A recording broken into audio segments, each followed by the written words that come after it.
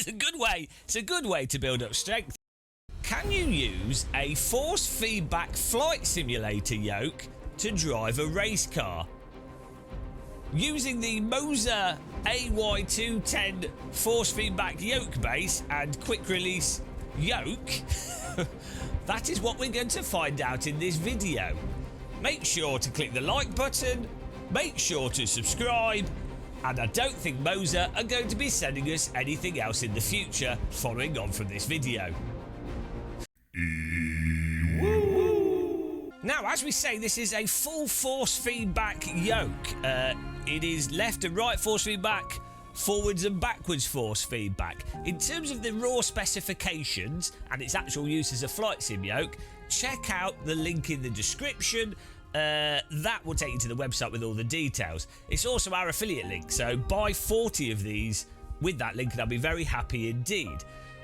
In terms of setting this up for the glorious world of sim racing though, what we're going to do to make this more exciting is we're not using any pedals, we're not going to use the throttle, the analog switches and throttles on the yoke itself. What we're going to do is we're going to use the forwards and backwards for the accelerator and brake. So the throttle's going to be with it forwards, brake is going to be pulling back, so a bit like you were driving a horse in some ways, and then steering is just going to be left and right like a normal car. Now I have bound upshift to a button here that's above this analog switch here, and downshift on the left, so it's basically exactly like a proper race car. Now, one of the awesome things with a force feedback yoke is that you have a thing called hardware trim. In a real aircraft, it's a bit of a chore if you had to keep pulling back on the yoke or pushing on the yoke just to fly straight and level. So in a real plane, you have a trim wheel or trim settings on the wheel that makes it easy to fly level, so you can just concentrate on turning left and right and just be as lazy as possible as a pilot. With a force feedback yoke, you can very much do the same sort of thing, and in this case, with this Moza, you can move the yoke forwards or backwards using the hardware trim, independent of the simulator, allowing you to be really lazy, kind of making playing flight sims redundant. But the good thing with that is I can set the hardware trim all the way forwards here, so that the yoke is now in the full accelerator position, and I have to then pull back for it to then go to braking. So it's kind of like a back to front dead man's handle. We're either going full throttle or we're braking. And in terms of the other aspects of the force feedback, surprisingly, you actually get the game's force feedback through the yoke. I didn't expect it to work, but it works like a standard force feedback steering wheel in that regard. Now, this only has like 250 degrees of rotation possible, but it's kind of a bit like a very, very smooth T300 in terms of the left and right force feedback feel that you get from this. Here we go. Here we go. There we go. There we go. Get ready for the launch. Yes. Oh! We need to work on our yoke start. Into T1. There we go, there we go. There we go, look at that. Down through the gears. Pull your trail yoke, trail yoke. The key with braking in a race car, you need to be smooth, and you need to apply the brake in such a way, apply the yoke in such a way that you can benefit from the turning. Get out. Focus all my Microsoft Flight Sim skills into this. We've got it. Got to take it nice and easy. Go. Look at that launch. Look at that control. This car does have TC up the outside. Oh. Oh. Come on, come on. Hard braking into druids. Hard yoke tugging into druids. We're up into 14th. Keep the yoke in a mid position through there. Trail yoke it, beautiful. 2 corners down, braking zone, nice and gentle. Inside of line of Surtees, onto the full down on the yoke. Allow the yoke to pull itself into the throttle. Absolutely beautiful. Carry a lot of speed through here. Mid yoke corner. And the AI struggling. They're not even on yokes. They're not even on yokes and they can't do it. Absolutely incredible stuff. Oh. Now, a downside of this is that it is quite heavy to pull. Though with it automatically pushing forwards, that does actually reduce the workload quite a bit. It really is quite hard tugging on the yoke. We did try a push brake, which I know some of you already probably typed a comment. You're like, why not push brake? Why not push brake? We did try that, but it actually turns out you don't have any muscle. Well, I don't have any muscles for that. Oh my goodness. He's punted us off. Absolute git. Come on. So, actually pushing to brake with your hands uses a very small selection of chest muscles that I've never used before. Maybe a rock climber would be all right. Here we go, round the outside. But this pull, this auto push and having to pull the brake like a horse seems to be the way to go. Come on. And the left and right motion on this yoke is actually surprisingly smooth. Like, it's really good, very low stiction, pretty similar to your average like direct drive wheel. The push and pull on this yoke though, it does have a little bit of stiction. It's not completely as smooth as I'd like it to be for driving and for flying. So you have to give it quite a bit of preload to overcome the sort of inherent mechanical stiction. For a plane, it actually works out pretty good, but for absolute raw precision, it could be a bit better. But it actually feels better than a real plane yoke. But I think that's what you have to have in sims. They need to be hyper sensitive to make up for the lack of feel that you have in sim versus reality. Surtees again. Look at this. We're getting into a bit of a flow. I think if I did an endurance race with this, the advantage would be that you would finish the race, probably last, but you would be like Arnold Schwarzenegger. I mean, 4 endurance races with this on max strength. And honestly, like my arms are already hurting now. You're not...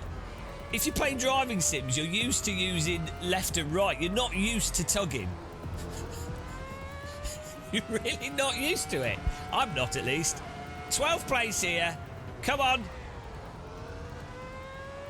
So, there we go. I would say, look, I'll be honest.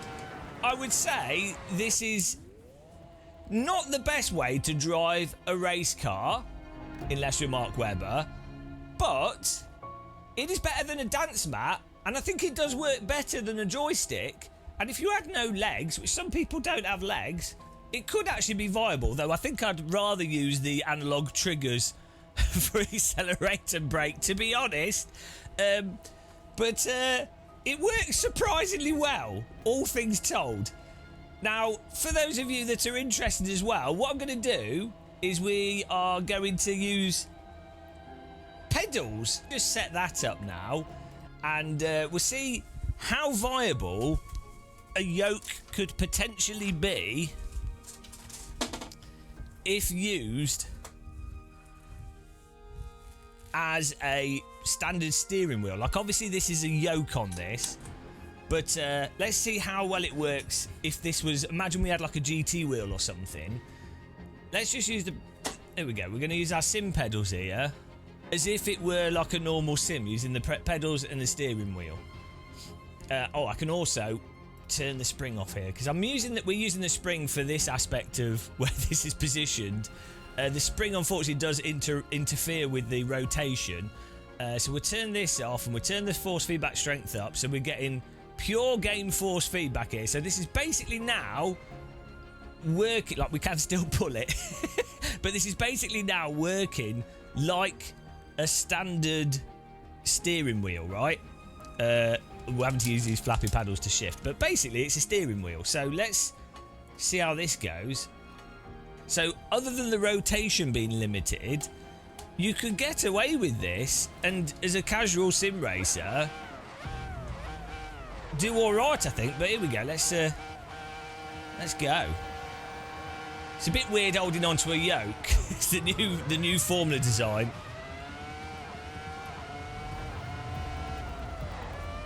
Oh, there we go. This is totally drivable. This beats a G25.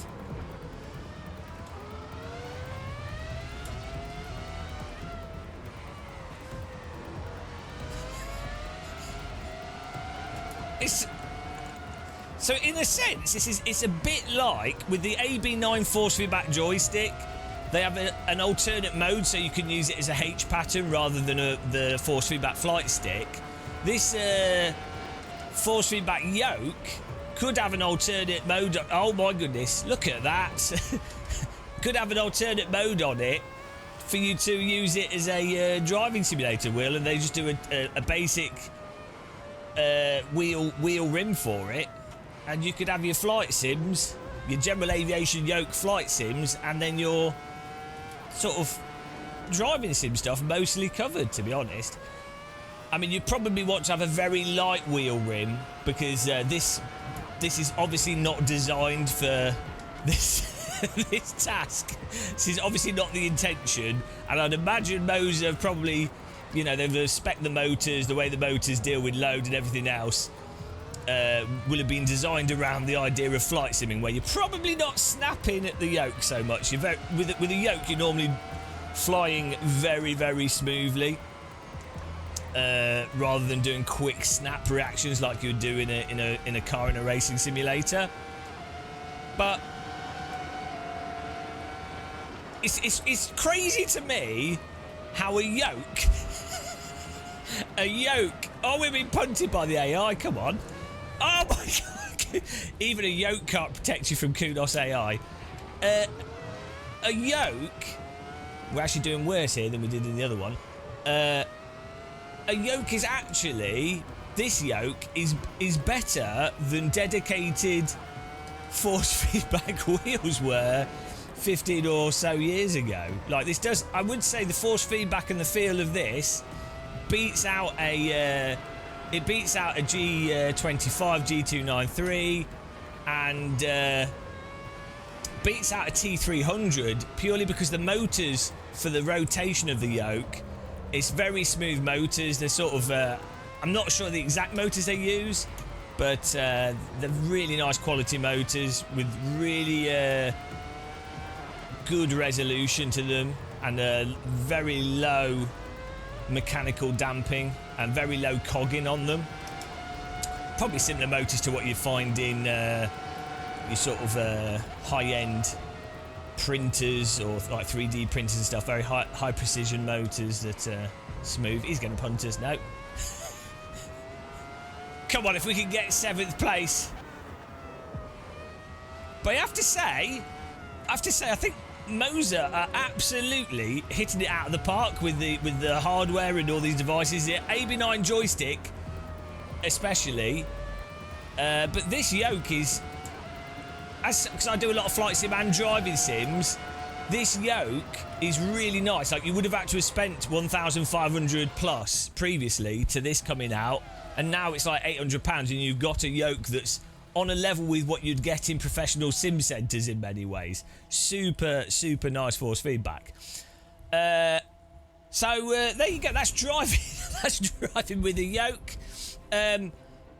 What I would say, preempting questions that we'll likely get asked in this video, if someone was to ask me, I would get the force feedback joystick if you do flight sim, and then you can use it as a H pattern or a handbrake, and it's easier to put on your rig.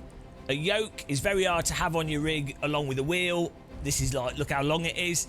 So the joystick is better for sim racers generally, but for flight sim fans that like general aviation, this yoke is fantastic. We'll have more videos on that soon, so subscribe if you don't want to miss them. But there you go, guys. That is driving with a yoke Thank you very much for watching. Till the next one, happy tea drinking, take care, and goodbye.